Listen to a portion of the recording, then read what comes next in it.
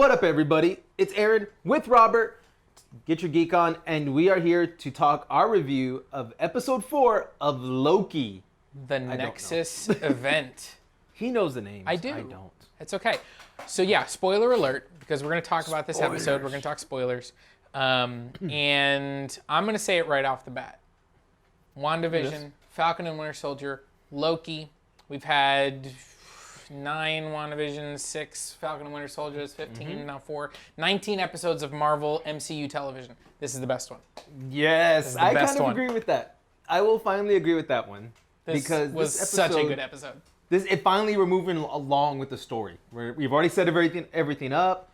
We've pushed everybody where they need to be pushed, and now Bringing people together. Yeah. There are so many scenes in this episode that I really liked. The first, scene that we get of young Sylvie, being taken by Ravonna Renslayer, who, at the time obviously was a hunter. A25. Now she's a judge. And just like, she had, this little girl who's just playing has no idea what's going on. Right? Agreed. Like, she has no idea. Like, Loki, as an adult, had just done a weird thing. Right? Like, he just grabbed the Tesseract and jet set it off after trying to, take over the Earth. Right? Yep. So when people show up to imprison him, it's like, yeah, you've done some bad things. I kind of know I deserve this. Right. Yeah. Like, but this little girl, it's like, immediately if you didn't connect to her in episode 3, this will pull you in. And you'll be like, ooh. Like, I feel for this girl, and who the F is the TVA? Exactly. I mean, the cool thing is, too, with her sitting there, she's talking about how the Valkyries are saving Asgard, which throw to Thor. Yeah, it's cool. Because Thor loves the Valkyries, and now it looks like Loki did in this one. And I love how we see her Hela's wolf, if you look at the toy she's playing with. Fentress. Yes, I was like, oh, that's so cool. Throw to kind of like Thor and all the yeah. movies. So I'm excited. So after that, though, we get her in TVA. She escapes. She basically steps I love on the her way foot. she grabs the tempad and jets out of there. And I love the way she talks about it with Loki then as an adult, is like she grew up in apocalypses because she was on the run constantly, because from the moment she went, like, everywhere she jumped created a Nexus event. Everywhere. So it was like, like they were on her tail. Yeah. For however many years until she figured out that she could hide in apocalypses. Exactly. And then she grew up in that environment, literally Thousands of worlds. just the destruction of thousands of worlds, seeing people die, like all these things, and you're just like, whoa, that's heavy. It is, because it's like, you're saying she's like 10, maybe?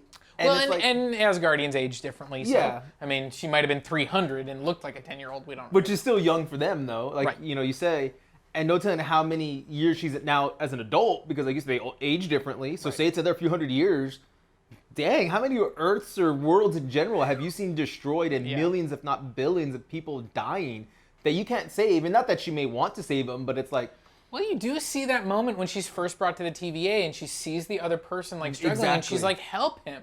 And so you can kind of see that, this child, Loki, has a sense of wanting to help people, of doing the right thing. And I think that we see that as an adult. She wants to take down the TVA. exactly. So now through, the connection that she and Loki forge, basically it creates this crazy Nexus event, leads the TVA to them. They get captured, they get separated. Mobius is like, dealing with all kinds of like, I want to talk to Hunter C20, who was the previous one that had been enchanted. I want to talk to Sylvie. Ravonna's like, none of it. She's like, you can't talk to any. Hunter C20's dead. She went crazy from the enchantment. Yeah. And, you can't talk to Sylvie. She's too dangerous, blah, blah, blah. Work on your Loki. Exactly. And obviously, we can tell as the audience, and Mobius is picking up on it too, Ravonna's shady AF. Yeah, something isn't right, which leads to my theory of Mobius has been killed multiple times, I think, and he doesn't know because it's a different... Yeah, variant? we're going to get to that, I think, by the end. Oh, yeah. Right. I think so. So yeah, I mean, I think, just kind of as we were moving along in this story, I mean, it was great to see Jamie Alexander as Lady Sif I'm come so back. happy she came back. That was a fun scene with her basically just over and over and over again, kind of torturing Loki. And you see, once again, Loki go through some growth that we didn't get to see with this version because he missed out on Dark World, Ragnarok, Infinity War, all that stuff. And so it's cool to see him kind of like admit he's a narcissist. He's like, all that stuff. And then she still just totally cuts him down, like, you are alone and you will always be alone. And you're like, oh. It's so harsh because it's like, oh man. But I like that we're condensing a lot of what made us love Loki in the films in 4 episodes now. Like, he's learning a lot, and he, like you said, he's learning humiliation. He's learning he's a narcissist, learning this, learning that. And he's getting all of that almost like a crash course. Yeah. Where our Loki originally took years to get to it, he's doing it in months, maybe? Yeah. Meanwhile, Hunter B-15, who also was enchanted in episode 2, is really, she's like talking to Mobius, like, what's going on? You can tell she's uncomfortable. She's, like trying to figure out what's going on. And we get her, she goes and confronts Sylvie, takes her back to Roxcart. Sylvie thinks she's like gonna fight her. Yeah, okay, let's go. She's like, what did you show me? What was that? What did you implant in me? And basically, understands through that interaction that was memories that Sylvie helped her access, that she was a variant that was plucked from her timeline and pulled into work here. And we don't get to see the scene, which I think is really interesting. We just see her reaction to it as she's saying, I was happy. Exactly. And I think that was really powerful. And I think that works because it almost looked like Sylvie connected with her too. Like, yes, you were happy. You were a good person. You weren't this crazy B-15, I'm going to go prune everybody kind of attitude. So I did like that. Yeah. And then we go back to Loki, and Mobius takes him out. They start questioning him. And I do like, I don't want to go through the whole conversation. It was a nice little back and forth. I do like the end where Loki tells him he's the liar. Yep. And I thought that was... After he confronts him and basically finally says, you're a variant. Maybe you had a family. Like, kind of feeding into all these doubts that maybe Mobius has already had. Yeah. Right? And so, I agree with you.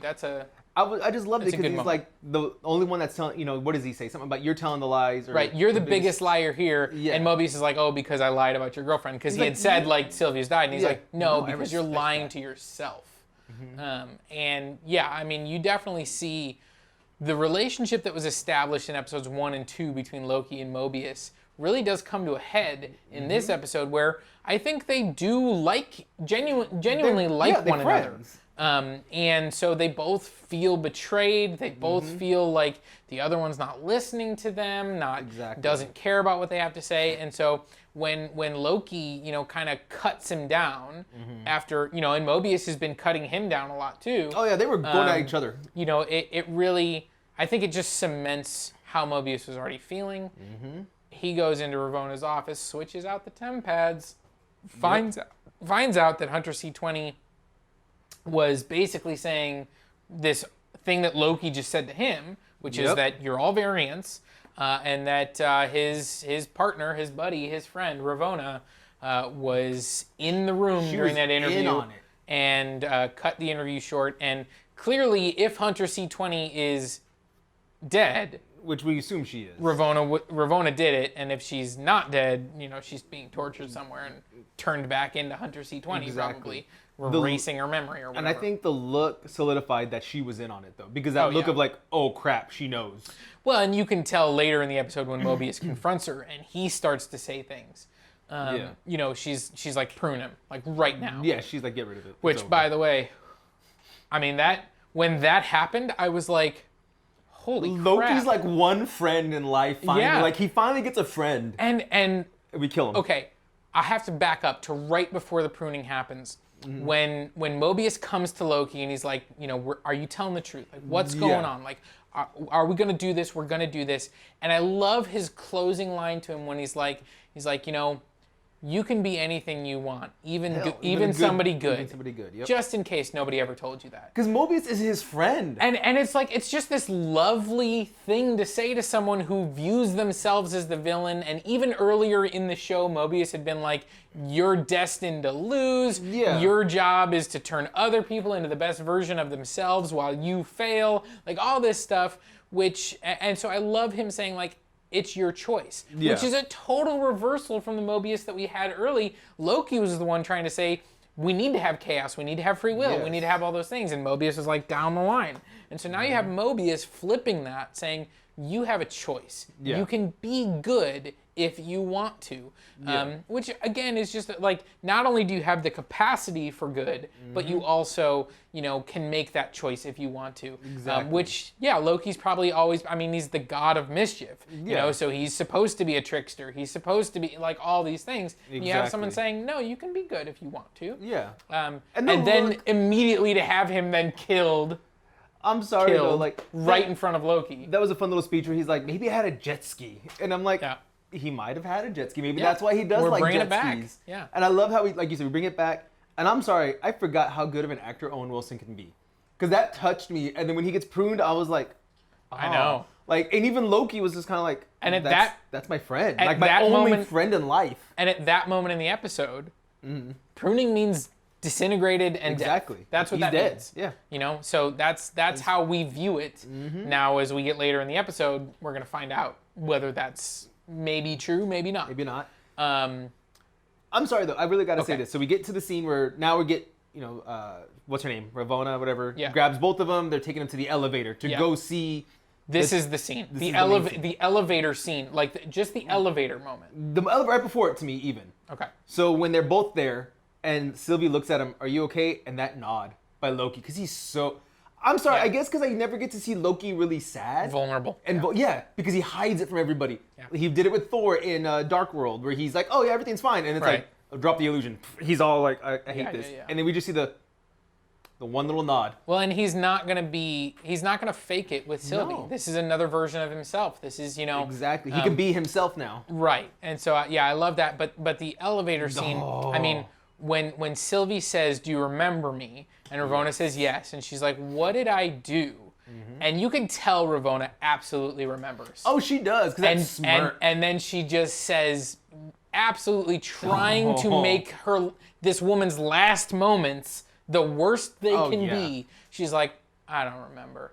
And it's just like, That I literally smirk, wanted to like man. reach into the screen and just like be like, that's not cool. That's Yeah. not cool. I thought that was perfect though, because she doesn't Oh. get to see the smirk, but she knows that smirk is there, because it was just that little, I don't remember. Yeah. And it's like, oh, but then we get in there. and we Timekeepers. see the timekeepers finally. They're there. We gotta There's see no Pete. Kang. No. There's no Kang. Neither one of them. Not. Well, there's All three, All yeah. three do not look like Kang. Nope. At all. Nope. They don't There's look no like Kang. any creature I recognize either from the Marvel universe. Maybe that's because they're not creatures from the Marvel universe. They're androids. Androids. Sylvie. So through a fight, B20 or B15 comes B-15 back, shows up. rescues both of them. Yeah. She kind of gets beat up real quick though. Yeah. I was like, Okay, so maybe this is the explanation. So clearly she had to fight her way into that room. Because there were other guards, there were other people and so, True. and they were on the lookout for her because Ravonna had that's true. already She raised the already- alarm. yeah. So she had to fight her way to get into that room. So she's tired at that point. Maybe. But by the Beaten up. time she got in, you didn't see that on her. Like she No. wasn't like, I made it. Like that kind of thing. Like she looked like regular, normal Hunter Yeah. B-15. So yeah, I was with you. I was like, wait a second. like 2 punches and she's out. Why is she okay? But yeah, we No. get Ravonna facing off with Sylvie. Loki's fighting a couple of the Just a little henchmen. the Guards, henchmen yeah. kind of thing. They help each other out. They knock Ravonna out. Sylvie decapitates one That of was our such a cool timekeepers. Who, like right before it happened, he's like, we can talk. It's like, No, chopping her head off. But for me, that creepy part of the ho ho ho ho, Yeah. they're laughing as they get deactivated. I guess the Yeah. other two. Yeah.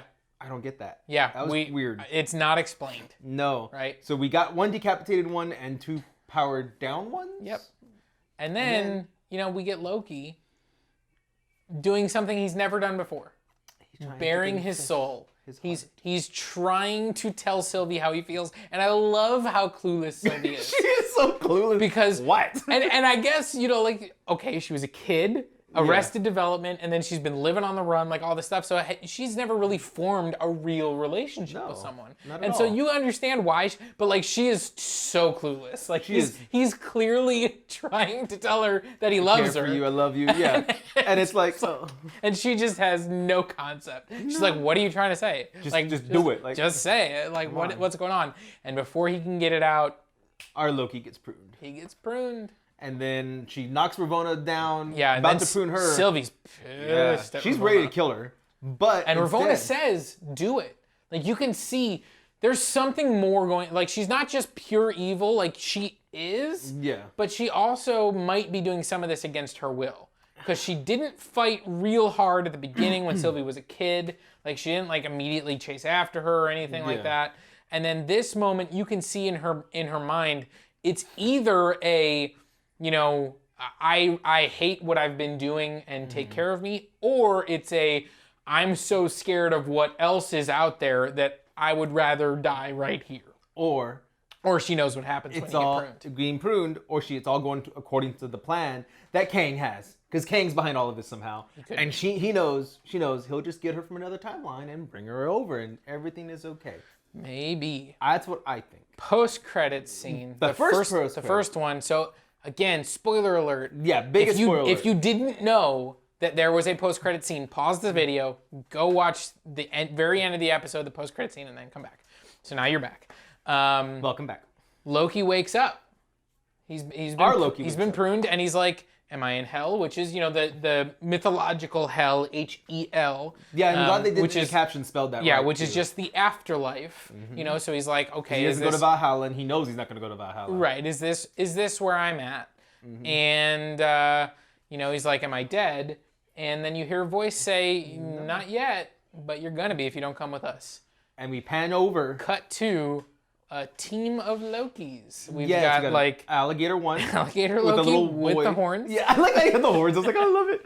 We have a boy holding him. Yeah, we've got Kid Loki. Yes. We've got, I think, you know, he's like a buff, left burly side of him. type of Loki. Also holding a hammer, by the way. Correct. Not sure if it's Mjolnir, but it is a hammer. Yeah, it is a hammer.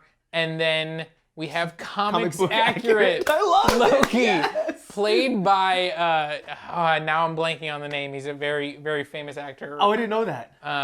Yeah, now know that. I can't pull him. He was in Star Wars: The Rise of Skywalker. He was like Richard E. Grant. That's his name. I know the name, but I don't pulled it at remember the end. So yeah, he was so screaming. showed up. He was the one that said the voice, and yeah, this is like comics accurate Loki, who was much older than our Tom Hiddleston, much more villainous in the comics than Hiddleston has been, because he's outside of the first Avengers, he's been a lot more anti-hero-ish. Maybe. Yeah.